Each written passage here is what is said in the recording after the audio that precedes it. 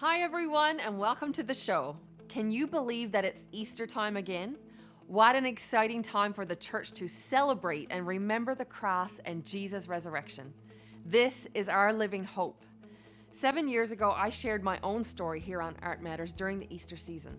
Today, we want to look back at that interview and give God praise for what He has done and how He has continued to show His faithfulness. Also on today's show, we're pleased to have music from Deanne Head and some of our friends from Evangel Church. Let's take this time to recognize the love that Easter represents and the hope that it gives. Enjoy the show.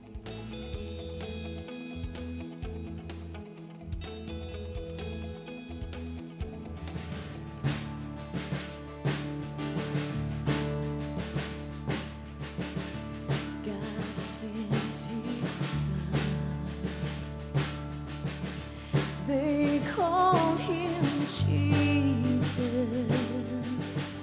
He came to love, heal and forgive. He lived and died to buy my pardon. An empty grave is there to prove my Savior lives. Because He lives, I can face tomorrow. Because He lives, all fear is gone. Because I know He holds the future, and life is worth the living just because He lives. How sweet to hold a newborn baby and feel the pride and joy He gives. But greater still, the calm assurance this child can face uncertain days because He lives. Because He lives, I can face tomorrow. Because He lives, all fear is gone. Because I know He holds the future, and life is worth the living just because He lives. Because He lives, I can face tomorrow. Because He lives, all fear is gone. Because I know He holds the future, and life is worth the living just because He lives.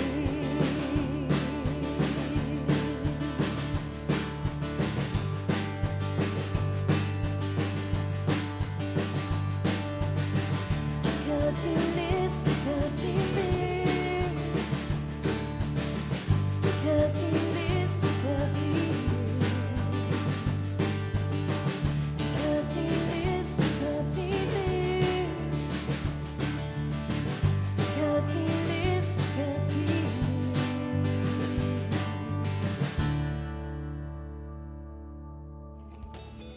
Heart Matters will return in just a moment.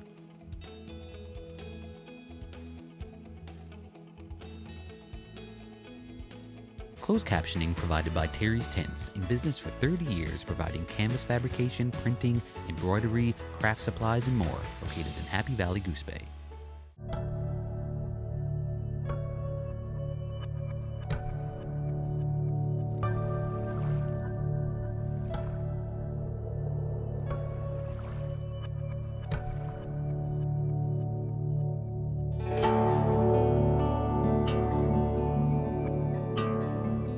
Looking for quality products and top-notch service? From lumber to paint and refrigerators to sofa, your local Notre Dame Home Furnishings and Notre Dame Castle Building Centers can help you complete your home, serving you from 16 locations across Newfoundland and Labrador, 6 days a week.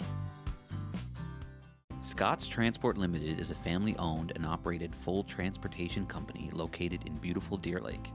In business for over 25 years and with a fleet of modern equipment and dedicated team, we service the growing needs of businesses from Newfoundland and Labrador to Ontario and locations in between. If it matters to you, it matters to us.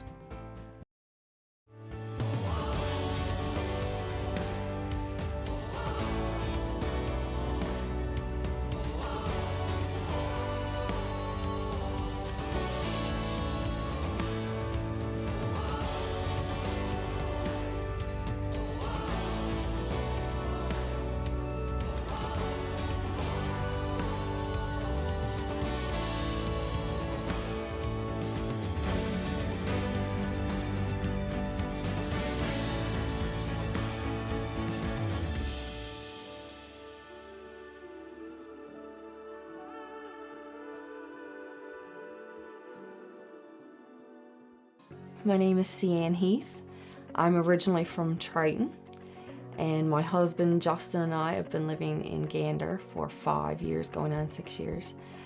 We always knew we wanted to do something with a lot of purpose, and we felt like God was calling us to do something for His kingdom.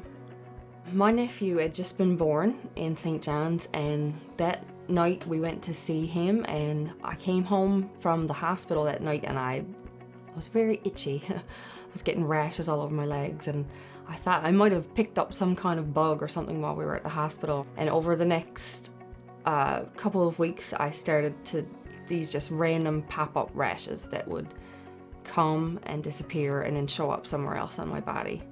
And then just extreme fatigue that I couldn't even describe, and kind of like flu-like symptoms. A few appointments later and lots of blood work later, and I got a call to come in to see the doctor. I don't think at any point in those couple weeks were we like overwhelmed, or I certainly wasn't thinking like, man, is this something really severe? She told me that I would need to go to St. John's for a bone marrow test to confirm and see if I had leukemia or not. When that word came along, it was just like, what even is this? Like, is this for real? When we got to St. John's and I saw the doctor in there, he said, he asked me if I knew why I was there, and I thought we were there for a test to see if I had it. And he said, no, we already know you have it. We just need to determine what kind you have. Hearing the words, you have leukemia, was very earth-shaking for me, and my immediate thoughts were for my children. I was heart-wrenched as a mom. And my immediate thoughts were all of the possibilities that came along with that word, leukemia. And my thought was my babies, and I kept saying that. I kept crying it out, my babies, and I just didn't want it to be real. After he gave me the news and we did the bone marrow test, he said, there's a bed upstairs for you waiting. You're going straight up there, and we'll start chemo in 2 days. So it was very fast. It would come over me in reality waves. After the first round of chemo, there were all kinds of tests, like CT scans, MUGA scans, and lumbar punctures, and just to see where this was and what we would need to do. We had the choice of either continuing with 6 months of chemo or going down the road of a bone marrow transplant. We were told in no uncertain terms that, this is a very not fun process, the bone marrow transplant. The language they use and the way they show you what's going to happen was like, you know, they're saying to her, we're going to take you to the edge of death and just hold you there and then take care of you till you spring up with a new system. We were told all the risks and everything that came with it, and we decided to go down that road, so we gave the okay. And we found out a couple of weeks later, my youngest brother Dylan, got the call that he was a perfect 10 out of 10 match. Well, like, I was feeling so helpless, and we were all just wishing there was something we could do, but at that point I knew, like, okay, I can play a role here, and that meant everything to me, just to know that I could play that role and help her in that recovery process. That was a night I won't soon forget. We were at my other brother's place, Cody, and everyone was downstairs, I was upstairs on the phone, and I came down over the steps, and Dylan was waiting at the bottom of the steps. And he just put his arms out and he said, you're looking at your donor. So a brother-sister moment, that's ingrained in my mind and my heart forever. I remember when the nurse hooked up the bag to me, her words were, "Here comes your rescue." My own blood obviously was tainted and tarnished with leukemia and stuff, so the hard hit of chemo and radiation was to kill my own blood cells. In the days following the transplant is when all of the tough stuff came, when the effects of the chemo and the radiation started to take place. And even though I felt so much fear at times, and I felt like the waves of reality would choke me. I felt all of that. It felt like a huge storm. But I could feel the peace of knowing that the person who calmed the storm was right in the boat with me. In that hardest point of all of it, I knew there was people praying over us, and they would send us these prayers and messages and say, here is what we are believing God to accomplish in Seanne's life and in your guys' lives. And then I was actually right there side by side watching the things happen. I remember one day in particular, probably at my lowest of lows, I remember just feeling really sorry for myself. The weight of the emotional part of it was so heavy on me, and the physical part too. And all of a sudden the thought came to me that morning, imagine how much more Jesus endured in going to the cross.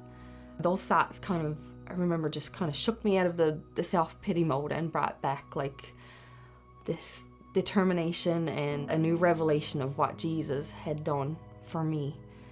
I came out here one day just to take care of some stuff, and I come into the house and I thought, man, this is all so worthless. Like, what does any of this mean if there's no people here? The doctors were really pleased. I was only a few days after where it just started to build back up. My immune system and my blood counts and stuff started to build back up. And in no time, I was actually released from the hospital much faster than we had expected. Just to get outside of that room, it was like, let me run. I was still really weak. It was still really hard to walk and stuff. I was very slow and very shaky, but very glad to be coming out on the other side of it, to see that, yes, these cells are engrafting and I'm getting better and better every day. When we came back to the house, some ladies from the church had everything clean, and they had balloons up everywhere, and they had streamers up, and we had to cross the finish line type thing coming into the house. And I remember Lakin bursting through that, and we were just so thrilled to come back and be a part. And in going through it all, it was just like that was the moment you're praying for and you're waiting for. In the low times, in the dark times, that's the times that you're envisioning, like, I can't wait to get back. Very grateful to be able to be hands-on mom, to be able to put the kids to bed, to be able to breathe fresh air, to be able to walk outside and have the strength in my legs to do that. Through treatment, through the different procedures, and in the middle of complete turmoil in the hospital and times when it was just a big question mark, God was doing stuff that was like profoundly building things into our lives. There was times when I would be hooked up to the chairs and getting fluids or transfusions or platelets or chemo or whatever it was, and And I would say the words over and over in my head. I would just close my eyes and sit in the chair and I'd say, be still and know that I am God. Be still and know that I am God. And it was such a lesson in trust for me. And I could, in the middle of all this chaos, be still and know that He is God.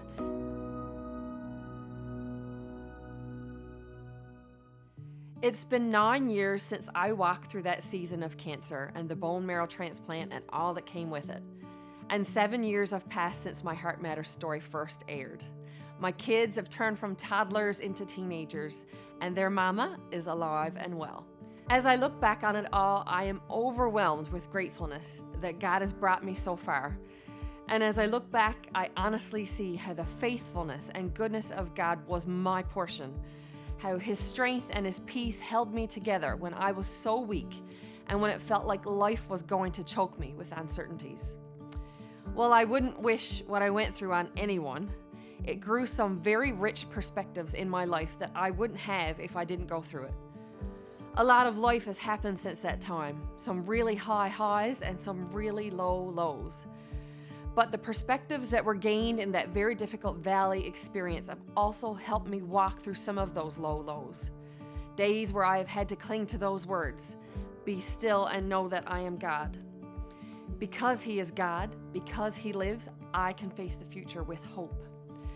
I sometimes found it hard to believe that I would ever feel healthy again, but I am so grateful to say that physically I have felt amazing, and sometimes it feels like the whole experience was just a bad dream. When I left St. John's, I was told that I would always have to come back for regular checkups as long as I lived.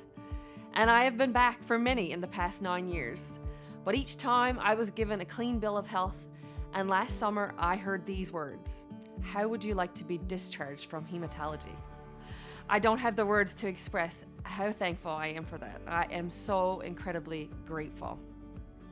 I'm always reminded, and especially during Easter, that just like my brother's blood came to my rescue and made all the difference for me in the physical sense, it's the blood of Jesus that can make all the difference for our spiritual lives. He has come to our rescue. Because He lives, we can experience true life and true hope for a bright future.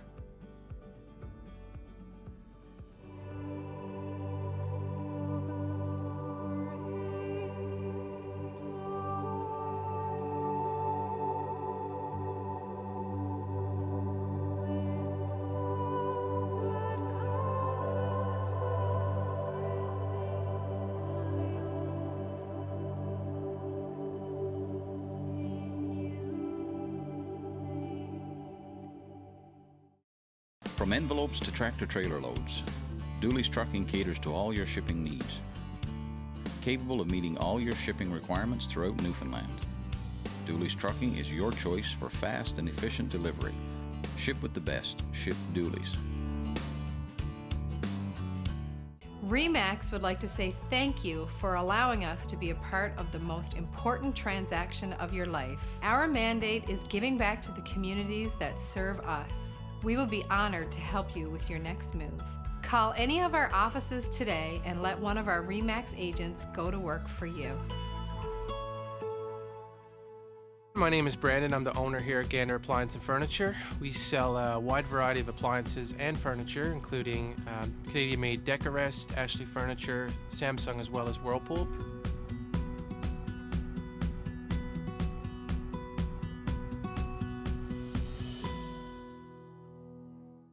Heart Matters is all about people, especially you, our viewers.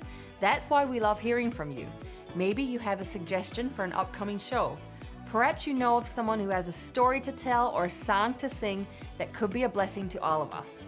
We also love getting feedback from you guys. Simply send us a message letting us know how something you've seen on this show has impacted you. And as always, if you follow us on social media, you can keep up to date on upcoming episodes and events.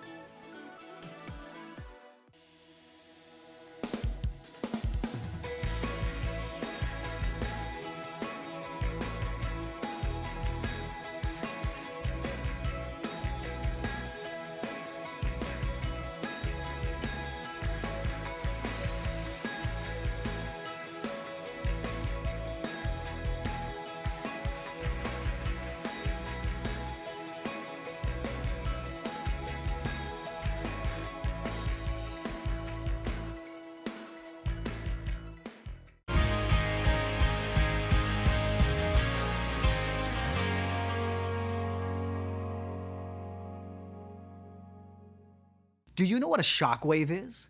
Shock waves are formed when an air pressure moves at supersonic speeds faster than sound and pushes on the surrounding air. You can experience shock waves from explosions, bullets, fighter jets, or even Superman. A couple of shock waves come to mind recently. Remember the videos from the Beirut explosion in August of 2020? It was insane. Once the explosion happened, the shock wave leveled buildings, toppled cars, knocking people over. It was intense.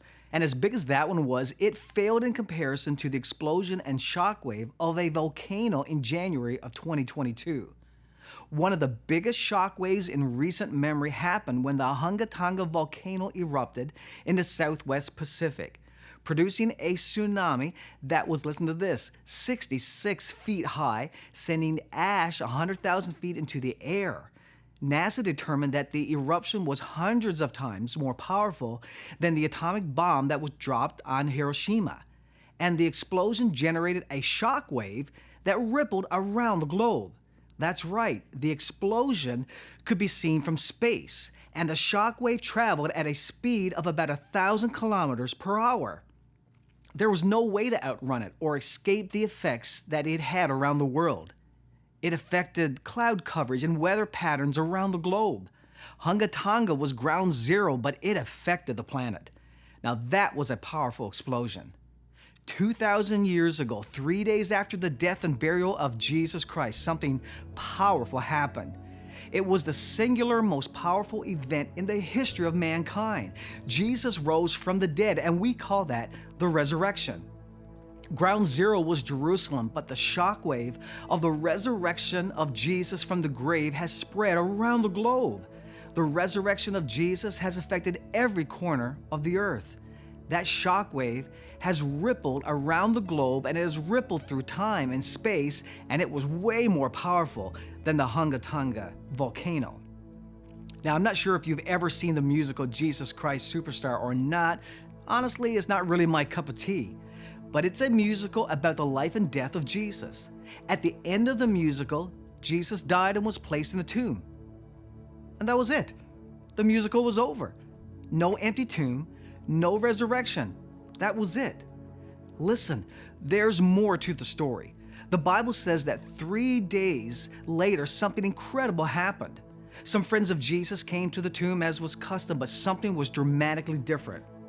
The stone to the entrance of the tomb was rolled away. And an angel said, "Why are you looking for the living among the dead? He is not here. He is risen." So sorry, Andrew Lloyd Webber, there's more to the story.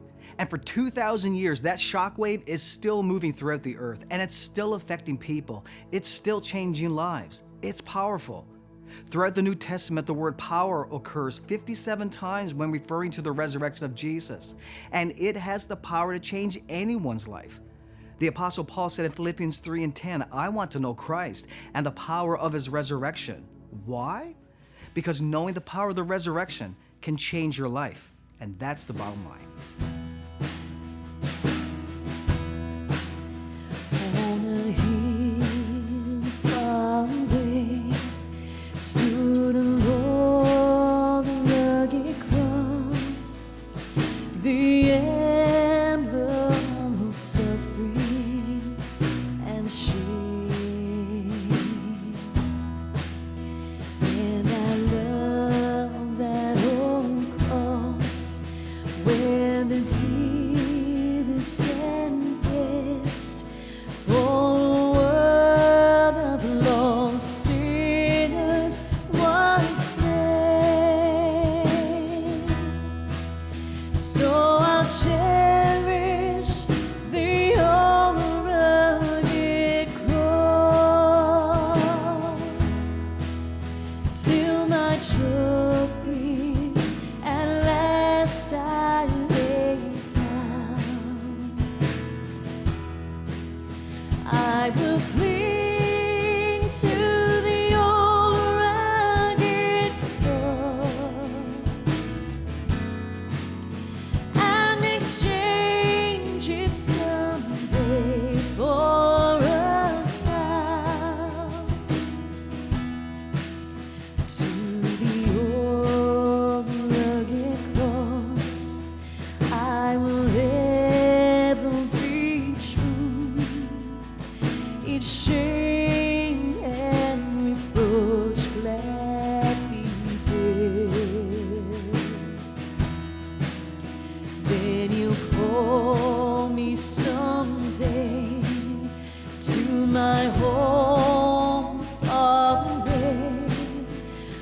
there is glory forever I'll share. So I'll cherish the old rugged cross till my trophies at last I lay down. I will cling to the old rugged cross and exchange it someday for a crown. So I'll cherish the old rugged cross till my trophies at last I lay down. I will cling to the old rugged cross and exchange it someday for a crown.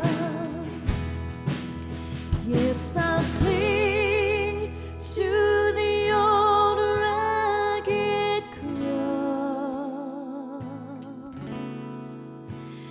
and exchange it someday for a crown.